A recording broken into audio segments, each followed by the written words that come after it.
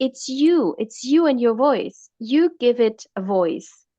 The others outside, as you were saying, maybe they don't even say it to you, or even if they say it to you, you are responding to that voice. You are fearing, you are feeding the fear, or you're not feeding the fear. It's your decision. And by being aware of it, that it's my decision. Hello, hi everybody. Welcome to Changemaker Stories. Today I am here with Rosaria and I, the founder of Family Mind, and would like to share with you her personal story that I'm really sure will be a source of motivation, source of inspiration for all of you who are currently in transition or are looking to launch your second chapter in your professional life. And yeah, welcome, Rosaria. Thank you for having me, Catherine. I'm so honored and I'm so, so grateful for the time that we have now together. So, yes, as you're saying, I'm Rosaria. I'm half Italian, half German. So, I'm a little, let's say, multiple ways, and I'm taking the good things from both sides. And I'm in the midst of founding Family Mind AI with my team. We're currently based in Germany, but we do see that we are tackling problems of families which are over the world. So we do see that by bringing health, family health to families and really prioritizing how families tackle their daily lives is something close to our hearts, and not only our hearts, but also to corporations out there. So thank you for having me.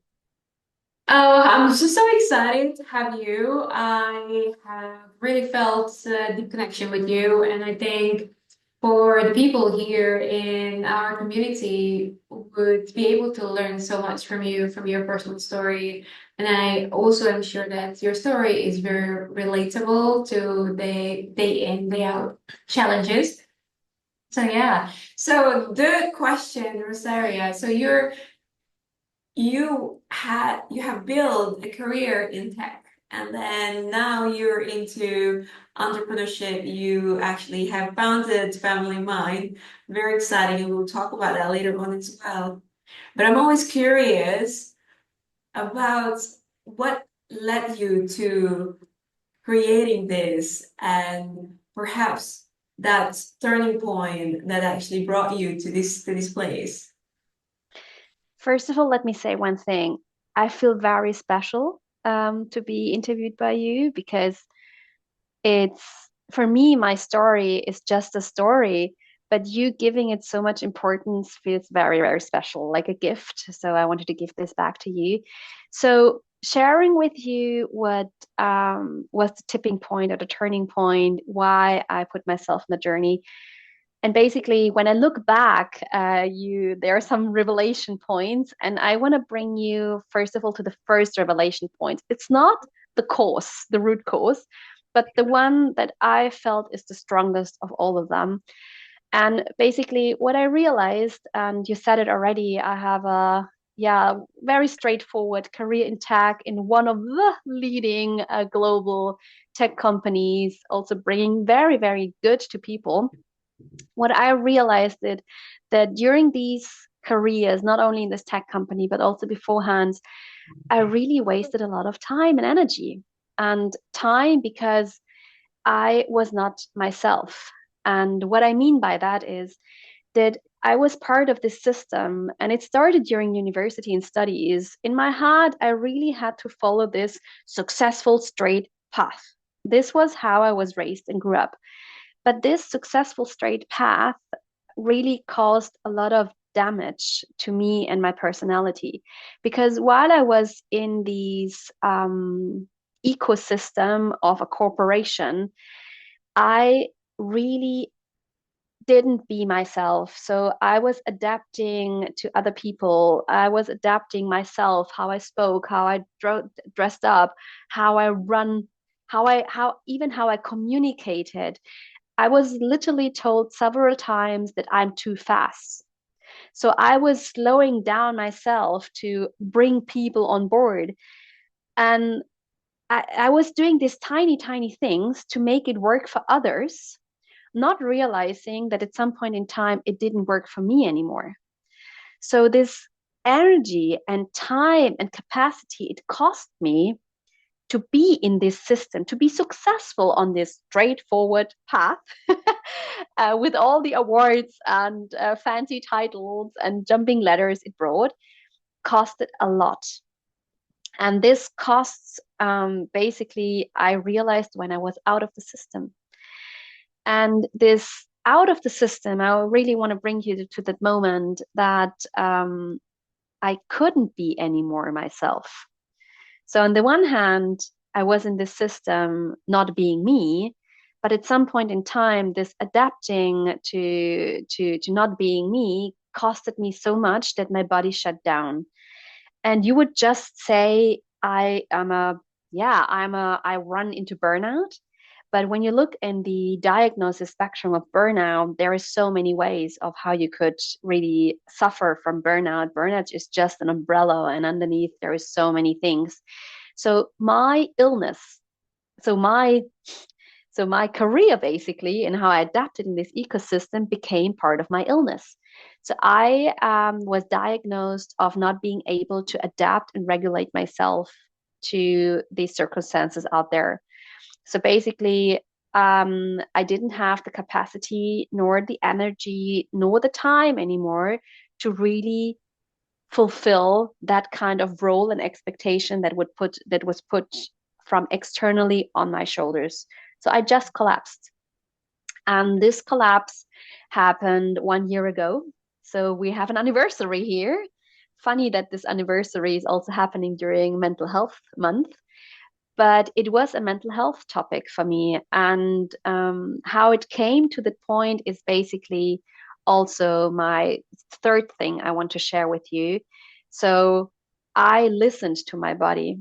I didn't listen to my body for a very, very long time, but one specific person made me listen to my body because in March 21, I became a mother. And while becoming a mother, I realized that my priorities are shifting. So for the first 6 months of being a mother, I was taking care full time of my little one, and then my husband took over.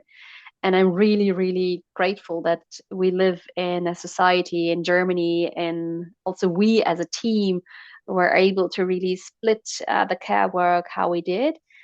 But Yeah. still, when I was returning to work, to my full-fledged corporate career, full-time work, still, I was able to cope. So I had an ecosystem, a system behind me who was able to let me still be that person who was able to adapt. So I still had the energy. And now the question is, what happened to really what was the tipping point? Because you were asking about the tipping point. And the tipping point was a shift in management. So when my manager, who knew me before I had a kid, left, that was the tipping point because by the time I returned back to work, I still felt like the superhero. I could handle all of it. I could handle my team. I had working students. I had a PA. I had everything. So I was still in functioning mode. But when he left with my system. So I got a new manager. I got a woman who I feel very sorry now because she must have gone through hell, but she made my life hell. So she made it impossible for me to prioritize myself, to prioritize my family, and she made it even more impossible for me to adapt to her standards. So her expectation towards me were a level of adaptivity or adaptness, how you want to call it, that I was not able to bring up anymore because I had my family, and for me, my family was my or is my heaven, which is the most sacred thing that I have. So then I left. I left the manager.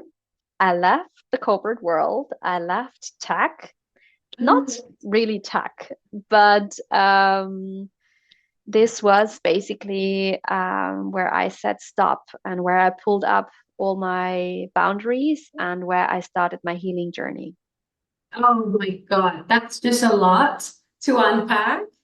And really, I could only say the one word courage, because I think at that point, especially when our mental health is affected, it could be very, very, very difficult to navigate. And yet, you chose courage to say that you can and you will, create something else, and that's it's a lot of hard work put into that, I'm sure. Like, thank you so much for that. For the to unpack, there's a lot of that. So to unpack one by one, I could definitely relate with everything you said. The first one was around how we actually end up fitting into the mold. Yeah, Really, spending those years in the career. I think the part where you said that you wasted energy and you really had to fit into the mold. I'm sure you didn't mean that you you couldn't really adapt to the people around you. You really are very how do you call that word? Someone who is very easy to approach. Someone who is very much warm and sociable, but I think in a lot of ways, so there is this kind of like expectations that yeah, society want to put on us, that we have to be a certain way, or we have to follow the pace or do something that is perhaps not good for us. And I think um, this expectation of what society wants from us often hinder us from listening to our needs and our bodies, and around that. So I hope that I understood you well there, and Rosaria. And so, I'm really curious, because I really thought back then that this just happened to me because I was raised and born in Asia. And the more I talk about it, the more I realize that more and more people actually felt the same way. So, yeah. so I'm just curious to hear from you. Like, um, I guess, how long was that you endured this in your career? Um, to endure this feeling of like you had to fit into this mold, because I think that really could help us just um, give us insight into this point. So honestly, now that it's past, I'm thinking about it differently, and I feel things from the past also differently when I think about how I felt. So when you ask me how long I have been into the mold, it's not been only my career. So when I was thinking back even to high school time, I really feel I was me. And when I choose my studies because I loved what I do. But during the studies, it started because I was with people with the same, we all wanted to do the same. So our mindsets were quite same. And I love that because that was a feeling that I didn't had in the past during high school, because high school, you're very, very diverse. But then you go into studies and you are surrounded with like-minded people.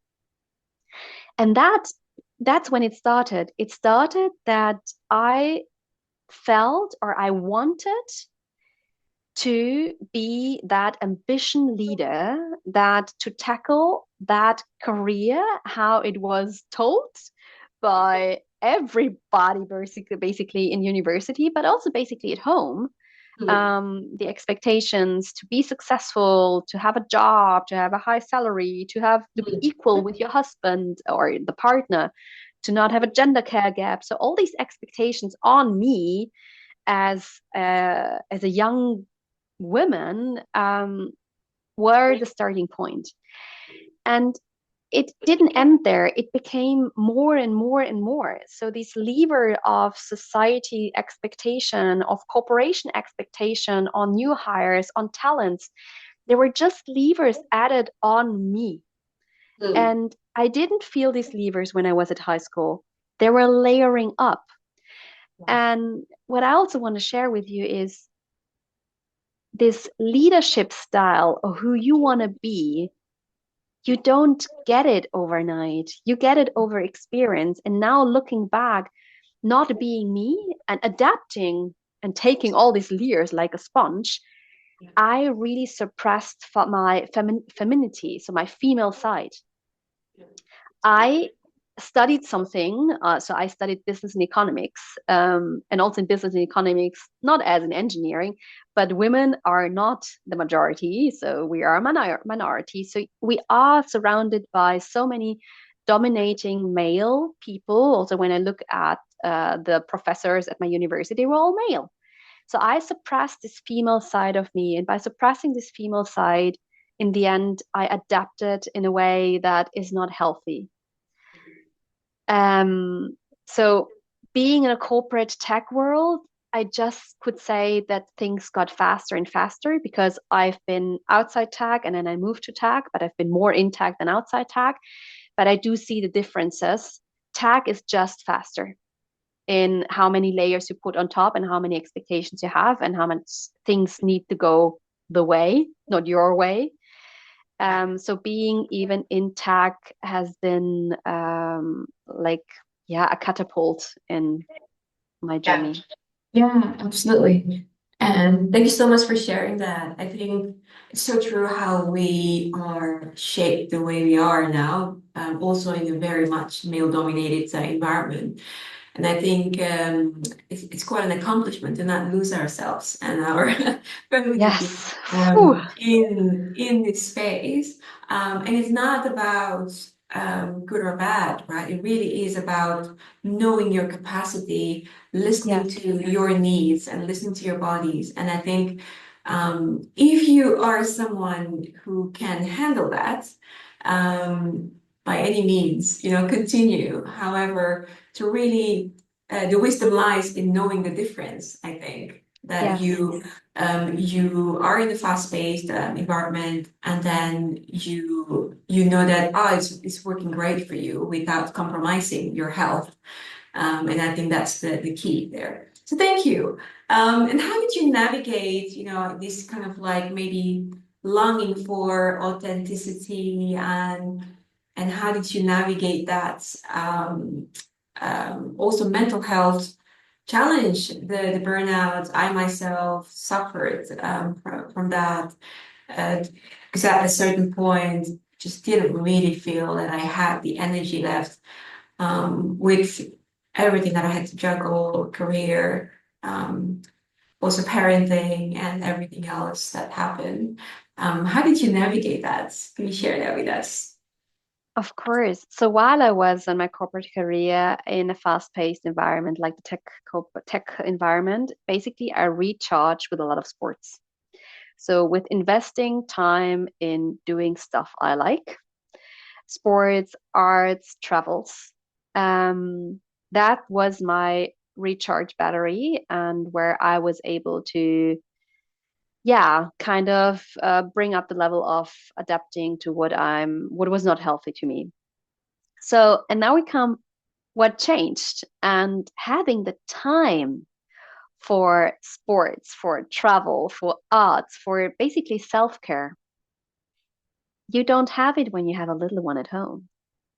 So I just didn't have the time anymore to prioritize my self-care because I was caring for another human. And that when the whole Ponzi scheme just didn't work out anymore. And when I was diagnosed that I cannot handle this level of stress, this level of work, it was too much. And what I did, because I believe the healing process is super, super important. And you can only heal if you are aware of the symptoms, that you learn that you are not alone, that what is happening to you happens to many, many other women, men, everywhere, everyone out there.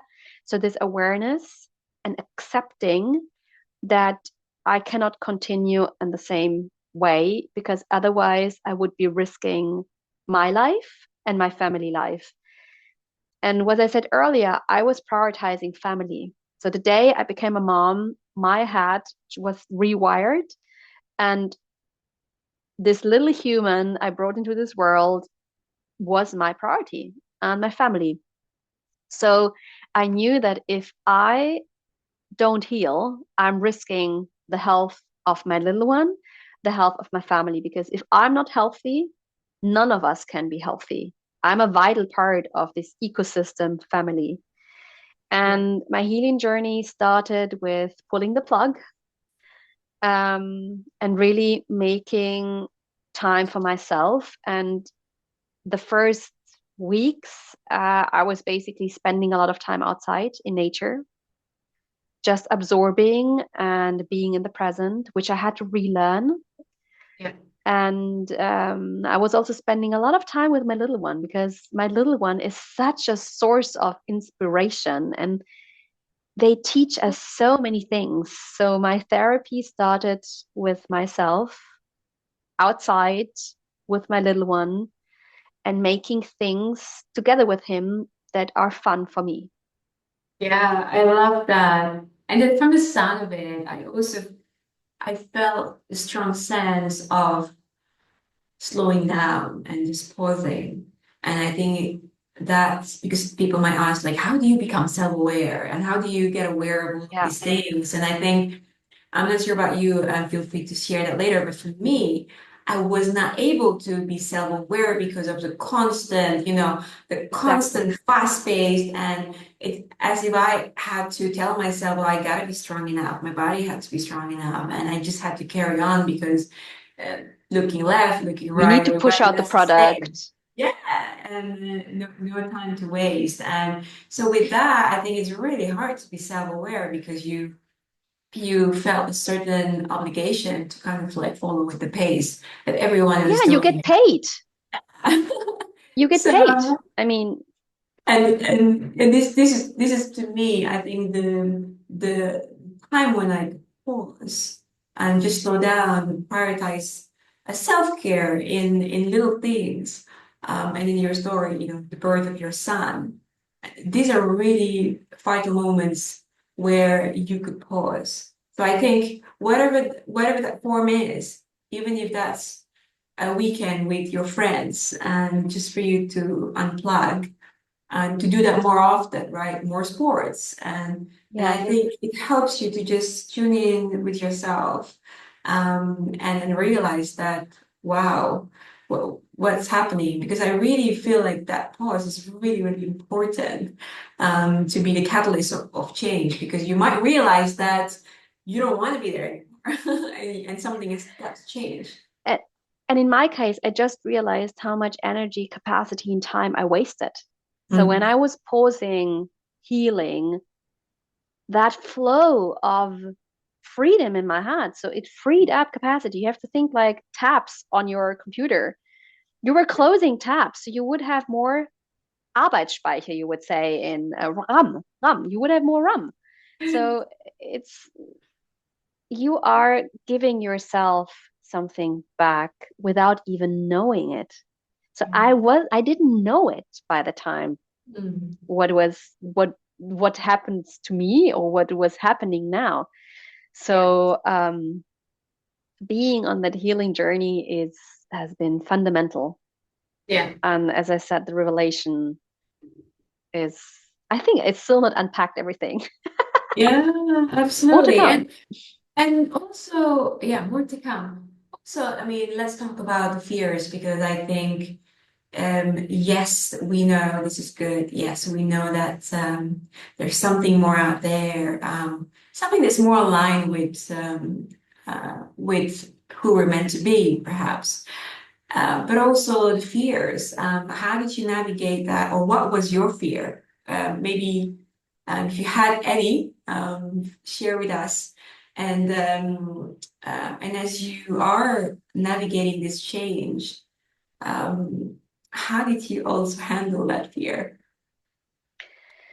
So one of the biggest fears that I unpacked during this time, which is also root caused in the very, very early past, is fear of not being enough, fear of not being right in a sense. And when you know about my journey and about me adapting, it's always shutting down that fear. Like adapt and you are enough. Like change and you're enough. But that is the fundamental fear that was driving me in this fast-paced environment. Of course, it was also I loved what I was doing, and I was and I am really good at what I'm doing. But now I'm able to tell you this. In the past, it would have been always with this little voice in my head, are you really good at what you're doing? And it could give me all the awards, all shiny things, stepping me up the ladder. I would still have this little voice in my head. Are you really? Are you really? And saying out loud this, am I really enough? I can truly say I am because we, as all humankind, are brought to this world with a set of competencies and specialities, and we're all unique the way we are. And how we are enough. Exactly in all facets, being loud, being shy, being tiny, being whatever, it doesn't matter. We are enough. Yeah, I love that. It's a really powerful reminder to, first and foremost, give that validation to ourselves. Like, Yeah, would we give you ever that say that? grace. Would we Yes. ever say that you're not enough, you're not outspoken enough, you're not ready for this next big thing? Would we ever say that to our dear friend? Often we say all of these things just to ourselves, and I think recognizing this voice and to be able to respond with curiosity and compassion, and then say to ourselves, "Yes, I am enough." That is really, really powerful. Yeah, thank you so And much. and I also want to add one thing. It's you and your voice. You give it a voice. The others outside, as you were saying, maybe they don't even say it to you, or even if they say it to you, you are responding to that voice. You are fearing, you are feeding the fear, or you're not feeding the fear. It's your decision. And by being aware of it, that it's my decision, I wasn't aware in the past. I was feeding that voice because, first of all, I didn't know about the voice. I Yeah. didn't realize that it was my driving force in this fast paced environment. But setting up my boundaries, full stop, I'm prioritizing me, myself, and then comes business. Me, myself, my family, and then comes business. I changed that narrative for me. I love that. It's so powerful, and it's something that we can all remember to really focus on ourselves. And it's really a struggle sometimes as a woman, a mom, a daughter, and you name it, to really just tell ourselves, to choose ourselves and prioritize ourselves first. Um, I remember, I mean, 6, 7 years ago, I found it really, really challenging to just um, take the time out without feeling guilty. Yeah. And Oh, this is, mom guilt, mom shaming. I mean, I can laugh about it now, but really now I feel like I don't have that much of that guilt because I feel like I've done a lot and give myself credit for it, right?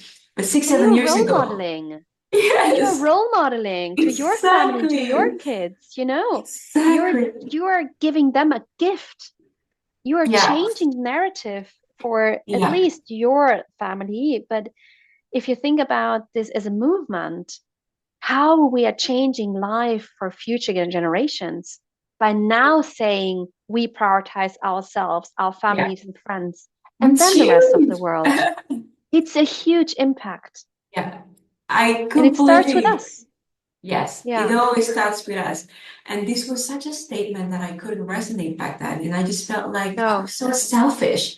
And I think Mhm. recognizing this and also your own cultural conditioning is so vital, because understanding that if you don't have role models, for you to also find those role models out there.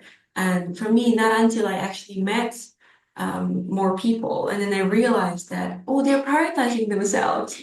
Oh, they're actually choosing themselves. And I actually got inspired and said, like, that's Yeah. how they could manage everything. They just always choose themselves first, you know. And but I grew up in a family where I didn't see that from my own mom. Yeah. And then also deciding right then that I love my mom dearly, but that's not the mom I aspire to be. I want to be Yes. different. I want to break that cycle. And I say I have a future mom version that I want to be. And that's okay if it's not if it's a different version of your own mom. And I think recognizing that you know, Accepting it. exactly, and accepting that. My mom is not a career woman, and but she also fell into that space, that role. And then now myself, I am someone with ambition and accept that, and I want to also create that space for the kids. So thank you so much. I love that so much, Rosaria. And how um now that you're now a founder of Family Mind, would love to also hear about this entrepreneurship. What is the mission and what pain point that you would like to address here and help people with? So first of all, let me a little bit stop in the history. Why family mind? And basically, it leads all together. So when I was in the healing journey, I was looking for things that really make my heart spark. So what is that thing that really, really matters to me? And when I was digging deeper into it, and yes, you could do ikigai tests, and I was reading a lot of books, but really, really, really, when I think about what makes me happy is spending time with family and little ones. So even when I was not a mom, since I'm 13 years old, I have been running like classes in sports clubs. Like I am a hip hop dancer and I have a hip hop dance trainer certificate. So always Oh, back wow. then, yes, really, there's a different story to tell. But what I want to say is already back then, it was important to me to spend time with little ones. And one second thing is to give something back to society. So I was doing this as a volunteer. And for me, it was totally normal that the what brings me joy, why wouldn't I be doing it with others? So running these sports clubs and dance trainer, hip hop dance classes was so much fun to me. And when I realized what really sparks my heart is doing good for families. Now that I'm a mother, I bring this in a more bigger picture. And with Family Mind, I'm able to bring my purpose and scale it out. So that is the core of what I'm doing. So I was looking for things that my competencies, my experiences out of the tech world, out of consultancy, out of the training classes with little ones. So all this knowledge that I gathered over all these years, becoming a mom, being a daughter, a lover, a wife, a dancer, all you name it, Catherine, bring them together to something which is meaningful to me. And also, what I wanted is I wanted work to be meaningful. For me, now, work as a founder of Family Mind doesn't feel like work. And I really hope it will never feel like, but I know that work will come at some point in time. But that was meaningful to me because that is the opposite of what I was doing in the past. I loved my job, I was good at it, but it didn't spark my heart. So, what I'm doing with Family Mind sparks my heart. And now you're Oh, this curious is what we're so doing, right? yes, no, but this is something that I hear a lot from people like, how can you know your purpose and how can you know what sparked your heart? And I think your story just said it all because I always say to people that you're brought into this life. It's not like you can define like already, from birth that you have a passion about something. So I think No, it really is about it's like a puzzle. living your life and exploring and then and that's the purpose that you explore to find that what is that passion. And in your story, different chapters of life actually make you realize, oh, that energized me. Yes, And so for those people who told me that, but I don't even know what it is, it's not about like waiting that it lands on your lap. Really, just no, go out there and explore. Most of us don't exactly know that's the passion, but what they do is that they explore it, they do it, and then they realize, yeah, oh my God, you feel something in your body. And yes, so I think I love that you share that because I think people in transition always wonder about this, but it is your duty and responsibility to go out yes. there and explore this passion. And honestly, I think, as you say, it's our duty. It's our duty to society and to this world to come in with our full fledged of competencies. Because only if we are we and I am who I am, I serve my full purpose. That's really that's embedded in my true belief that everybody has a purpose on this planet.